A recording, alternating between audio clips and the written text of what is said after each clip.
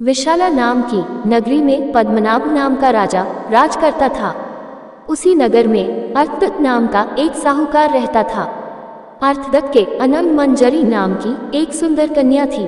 उसका विवाह साहूकार ने एक धनी साहूकार के पुत्र मणिवर्मा के साथ कर दिया। मणिवर्मा पत्नी को बहुत चाहता था, पर पत्नी उसे प्यार नहीं करती थी। एक बार मणिवर्मा कहीं गया, पीछे अनंग मंजरी की राजपुरोहित के लड़के कमलाकर पर निगाह पड़ी तो वह उसे चाहने लगी।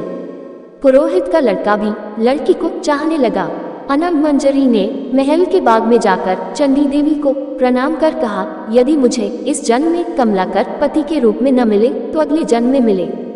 ये कहकर वह अशोक के पेड़ से दुपट्टे की फांसी बनाकर मरने को तैयार हो गई।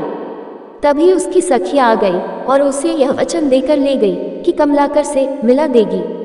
दासी सवेरे कमलाकर के यहाँ गई और दोनों के बगीचे में मिलने का प्रबंध कर आई। कमलाकर आया और उसने अनंग मंजरी को देखा। वह बेताब होकर मिलने के लिए दौड़ा। मारे खुशी के अनंग मंजरी के हृदय की गति रुक गई और वह मर गई। उसे मरा देखकर कमलाकर का भी दिल फट गया और वह भी मर गया। उसी समय मणिवर्मा आ गया और अपनी स्त्री को पराये आदमी के साथ मरा देखकर बड़ा दुखी हुआ। वह स्त्री को इतना चाहता था कि उसका वियोग न सहने से उसके भी प्राण निकल गए। चारों ओर हाहाकार मच गया। चंडी देवी प्रकट हुई और उसने सबको जीवित कर दिया। इतना कहकर बेताल बोला, राजन, ये बताओ कि इन तीनों में सबसे ज्यादा विराग में अंधा कौन था?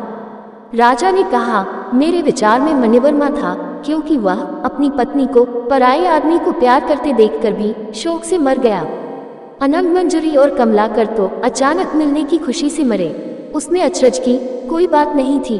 राजा का ये जवाब सुनकर बेताल फिर पेड़ पर जा लटका और राजा को वापस जाकर उसे लाना पड़ा। रास्ते में बेताल ने फिर एक कहानी कही।